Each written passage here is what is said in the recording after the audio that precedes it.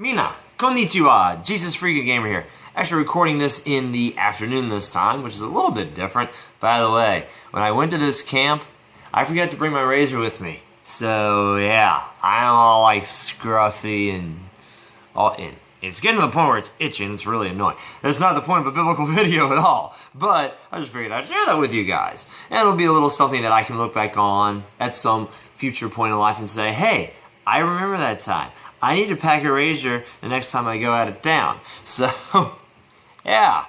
Now on to the Bible part. This is going to be 1 Samuel chapter 6. So, I read last time how God basically just wrecked the Philistines when they took the Ark of the Covenant into their land. And it didn't go very well for them at all. God's judgment and His hand were very, very heavy against them because it's not like, you know what? This isn't where I'm supposed to be. This is not where I dwell. I don't dwell amongst sinners. I don't dwell amongst people that do not profess faith in me. And the coin is flipped, so to speak, in 1 Samuel chapter 6. If you go to verse 13, so the Philistines basically are like, we've had enough. We're getting rid of the ark.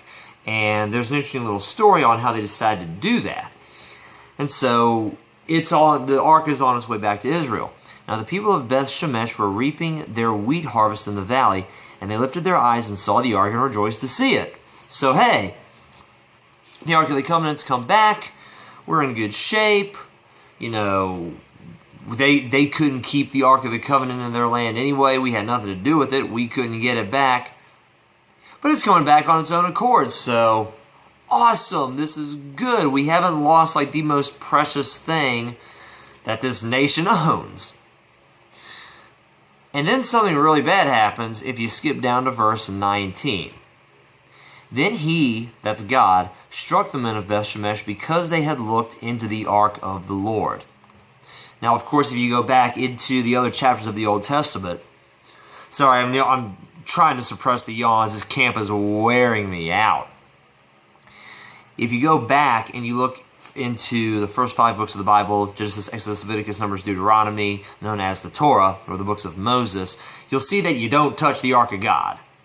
You don't touch the Ark of the Covenant at all, under any circumstances, and only the Levites are supposed to touch the poles by which you carry the Ark of the Covenant. There was a very specific way it was supposed to be handled. And the people, whether it was through ignorance or whether it was just through purposeful, we know what that old law said back in the day about, it's not that time anymore. Moses saying, here, we want to look into this thing. So they looked into the Ark of the Lord. They opened it up. And he struck 50,070 men of the people, and the people lamented because the Lord had struck the people with a great slaughter.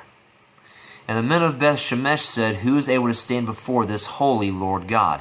And to whom shall it go from us? So, one came out. One yawn came out anyway. So the people are they're blasted. They're completely blasted by their own God because they're handling His property in a way that He told them not to do. And not the exact same judgment. They weren't struck with tumors, and it mentioned rats at some point in the other chapter as well. They weren't struck with all that, but they were still killed.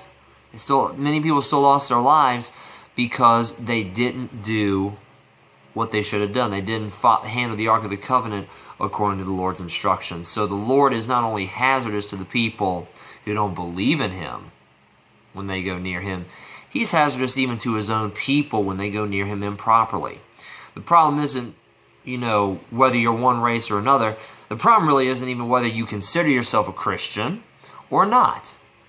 The real question is, are you living for Him? Are you obeying Him? Are you following His laws and His covenant properly? Are you doing things the way He wants you to do them? Because if not, it doesn't matter whether you are a Christian or not. The same God is still going to punish you, and He's still going to judge you because you're living in sin, because you're doing things wrong. You don't go near God when you're in sin. You don't go near God in a way that He specifically prohibited you to go near Him. You come to him with a clean and a pure heart, and you approach the holy Lord God with a holy, reverent attitude. So it's a real shame to see God have to kill the Israelites as well as the Philistines, because the Philistines, the Ark of the Covenant wasn't supposed to be there at all. But then the Israelites die because the Ark of the Covenant is supposed to be there, yes, but they don't handle it the way the Lord told them to handle it. And so judgment also falls upon them as well. So when you're around God, be careful.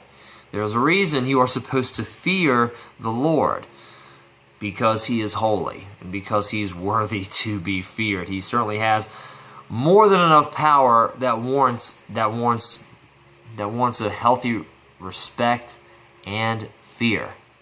So thank you guys very much for watching. I love you, and God bless.